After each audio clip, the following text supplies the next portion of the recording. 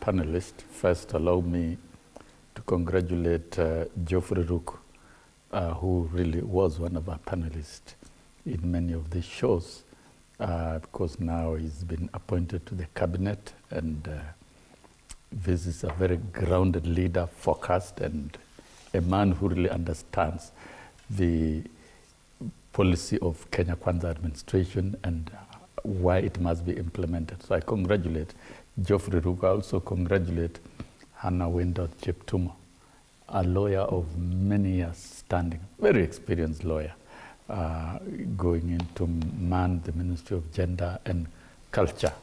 And of course, the entry of these two strong people in the cabinet answers the question you've asked me, to make the cabinet more stronger and leadership at the ministries to be executed in a more effective manner, so that services can be delivered to Kenyans. And the president has constitutional mandate to reorganize his cabinet anytime he so wishes and as he finds it necessary. Of course, the last major reshuffle was during the establishment of the broad-based government. Yeah, to bring in 5 ministers from the Orange Democratic Movement side, and we have seen escalated service delivery within the cabinet and within the line ministries, and we have seen stabilization of politics in the country, and that is going to enable faster and effective implementation of government programs.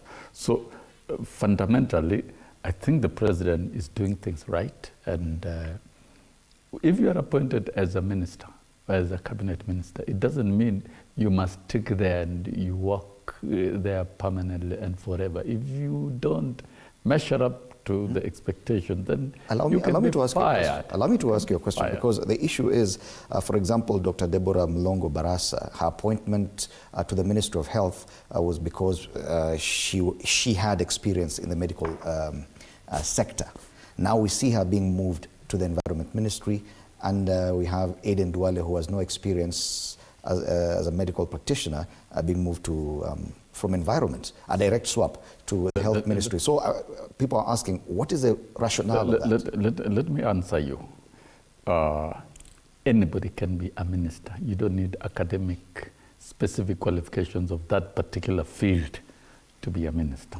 The minister is the policy leader in a ministry, and therefore anybody with any training background, provided you can provide leadership, can be a minister. That's a fact for sure. So it doesn't mean that the Minister for Education must be a teacher, for that matter. It's not necessarily. It doesn't mean that the Minister for Health must be a medical practitioner, not necessarily, because below the minister, there are other technocrats like the PSS, directors, and the rest. Those are, every ministry is rich with the relevant technical technocrats at that level. I think, Fred, this is unchallenged. But a minister does not necessarily have to have specific qualifications for that docket. Okay. All you need is an overall leader.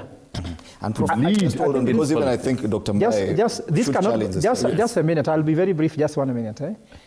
I think this cannot go unchallenged, because if we want to compare with the most developed countries that are doing well, if you go to, for example, Singapore, they say they use the best and the brightest to develop their economy.